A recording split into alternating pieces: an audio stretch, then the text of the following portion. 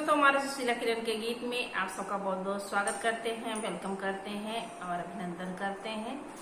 आज आप लोगों को एक बहुत जबरदस्त चुटकुला नाच गीत सुनाने जा रहे हैं। आप लोग फुलवा करके जरूर सुनिएगा। बहुत प्यारा, बहुत अच्छा चुटकुला नाच गीत है। जब आप लोग लास्ट तक सुनेंगे तब समझ में आएगा। लास्ट तक अलग अलग है, आप लोग जरूर पूरा सुनिएगा। सावन महीने में चुटकुला नाच गीत। गीत पसंद आएगा तो चैनल का लाइक और सब्सक्राइब जरूर कीजिएगा और कमेंट के माध्यम से जरूर बताइएगा कि चुटकुला नाच गीत आप लोगों को कैसा लगा। आप लोग फुलवा जरूर कीजिएगा। आप लोग इस समय कमेंट नहीं कर रहे हैं, आप लोग सुनते भी नहीं हैं लगता है। आप लोग सुनिए और कमेंट करिए और ज्यादा से ज्यादा शेयर कीजिए। अगर नए हमारे चैनल पर जुड़ते हैं तो चैनल को सब्सक्राइब जरूर कीजिएगा और पुराने हैं तो लाइक करके कमेंट जरूर कीजिएगा। आइए सुनाते हैं आप सबको चुटकुला नाच गीत। फाटल बाचुनरी हमार हो, पिया चलता बाजारे।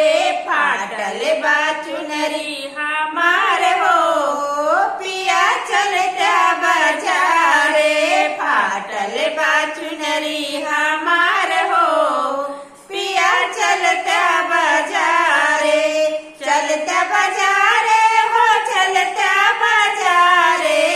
चलता बाजारे हो, चलता बाजारे। फाटल बाचुनरी हमार हो, पिया चलता बाजारे। फाटल बाचुनरी हमार हो, पिया चलता बाजारे। दुआरे पे निकली ससुर जी निहारे। दुआरे पे निकली ससुर जी निहारे।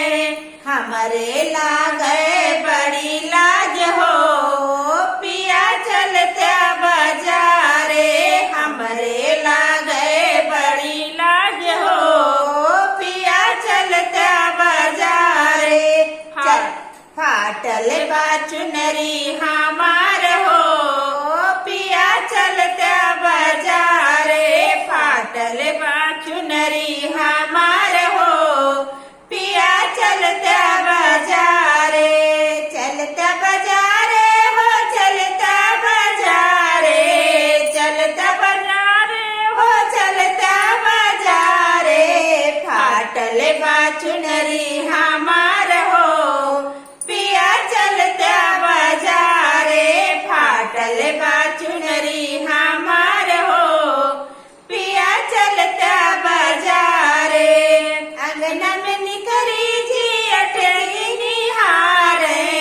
अंगना में निकरी जी अठगी निहारे। हमरे लागे हम तो गई शरमाए हो, पिया चलता बाजारे। हम तो गयो शरमाए हो, पिया चलता बाजारे। फाटल बाचुनरी हमार हो, पिया चलता बाजारे। फाटल बाचुनरी हमार हो, पिया चलता बाजारे। फाटल बाचुनरी हमार हो, पिया चलता बाजारे।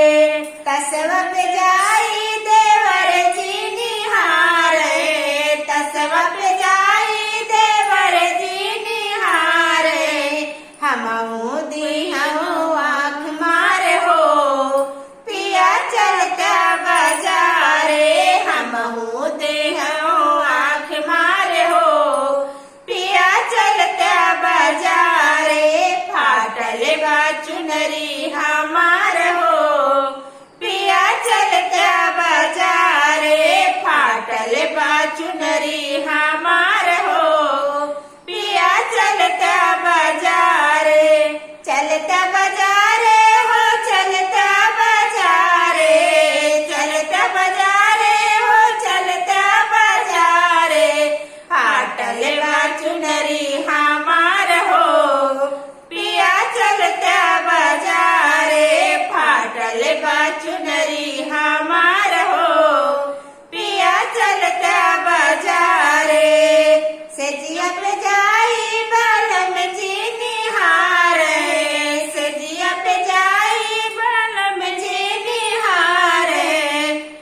मूली हूँ मुँह मोड़े हो पिया चलते बाजारे हम मूली हूँ मुँह मोड़े हो पिया चलते बाजारे फाटल बाचुनरी हमार हो पिया चलते बाजारे फाटल बाचुनरी हमार हो पिया चलते बाजारे फाटल बाचुनरी हमार हो पिया चलते बाजारे चलता बाजारे हो चलता बाजारे चलता बाजारे हो चलता बाजारे फाटल बाचुनरी हमार हो पिया चलता बाजारे फाटल बाचुनरी हमार हो